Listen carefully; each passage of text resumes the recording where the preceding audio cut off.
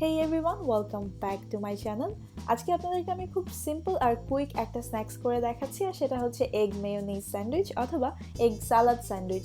আর এই স্যান্ডউইচটা নাস্তা হিসেবে অথবা বাচ্চাদের স্কুলের টিফিনের জন্য খুব পারফেক্ট আর হেলদি একটা অপশন।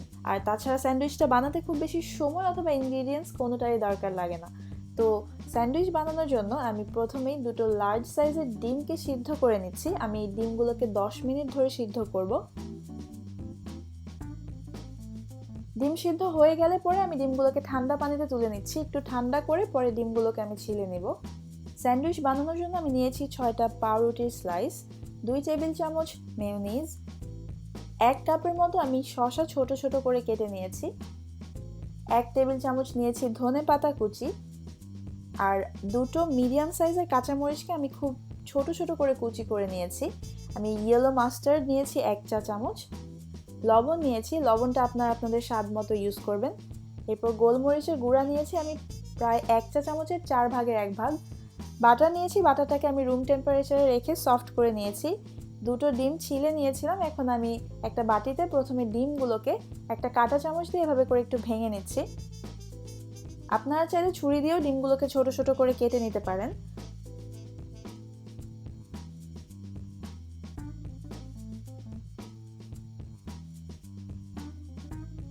ডিমগুলোকে খুব ভালোভাবে ভেঙে নিয়েছি। এখন এর মধ্যে আমি দিয়ে দিচ্ছি মেয়োনিজ, এরপর দিয়ে দিচ্ছি যে ইয়েলো মাস্টার্ড রেখেছিলাম 1 চা চামচ, সেটা মাস্টার্ডটা আপনারা যদি পছন্দ না করেন সেক্ষেত্রে এটা ইউজ না করলেও চলবে। আমার কাছে স্যান্ডউইচে মাস্টার্ডের ফ্লেভারটা ভালো লাগে তাই আমি ইউজ করেছি। এরপর এর মধ্যে আমি একে একে শসা, ধনেপাতা, লবণ, গোলমরিচ আর কাঁচামরিচটা দিয়ে দিয়েছি। স্যান্ডউইচটা যদি আপনারা বাচ্চাদের জন্য বানান অথবা আপনারা নিজেরাও যদি ঝাল পছন্দ না করেন তাহলে কিন্তু কাঁচামরিচ ইউজ না করলেও চলবে। সব কিছুকে ভালোভাবে মাখিয়ে নেওয়ার পর আপনারা চাইলে এটাকে ফ্রিজে রেখে ঠান্ডা করে নিতে পারেন অথবা স্যান্ডউইচটা বানিয়ে তারপর ফ্রিজে রেখে স্যান্ডউইচটাকে ঠান্ডা করে নিতে পারেন। আর এই স্যান্ডউইচটা কিন্তু ঠান্ডা খেতেই ভালো লাগে। এখন একটা পাউরুটি নিয়ে আমি এর মধ্যে প্রথমে বাটার মেখে নিচ্ছি।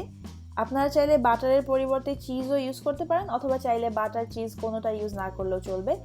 স্যান্ডউইচটা এমনিতেই খেতে অনেক মজা লাগে। বাটার মাখিয়ে নেওয়ার পর আমি পাউরুটির উপর সালাদটা এভাবে দিয়ে দিচ্ছি। আর সালাদ একটু বেশি হলেই কিন্তু খেতে বেশি ভালো লাগে। এখন আমি আরেকটা পাউরুটি স্লাইস নিয়ে এভাবে উপরে বসিয়ে দিয়েছি। আর পাউরুটির যে সাইডের ক্রাস্টগুলো আছে এগুলো কিন্তু আপনারা চাইলে কেটে নিতে পারেন, আমি কাটিনি। এখন আমি মাঝখান থেকে স্যান্ডউইচটাকে কেটে নিচ্ছি। স্যান্ডউইচটা কেটে নিলে দেখতেও ভালো লাগে আর খেতেও সুবিধা হয়। এখন এই পর্যায়ে আপনারা চাইলে স্যান্ডউইচগুলোকে ক্লিং ফিল্ম দিয়ে পেঁচিয়ে অথবা যে কোনো প্লাস্টিক দিয়ে র্যাপ করে নিয়ে তারপর ফ্রিজে রেখে দিতে পারবেন ঠান্ডা করে খাওয়ার জন্য অথবা পরে খাওয়ার জন্য। আর যেহেতু এর মধ্যে কোনো ভাজাভুজি নেই, এটা খুব স্বাস্থ্যকর একটা খাবার, তাই একটু বেশি খেলেও কোনো সমস্যা হবে না। আর সালাদের যে বিষয়টা স্যান্ডউইচে, সেটা কিন্তু আপনারা আপনাদের পছন্দ মতো ইনগ্রিডিয়েন্টস বাড়িয়ে কমিয়ে নিতে পারেন। আপনারা চাইলে টমেটো অ্যাড করতে পারেন অথবা কোনো কিছু কমিয়েও নিতে পারেন চাইলে।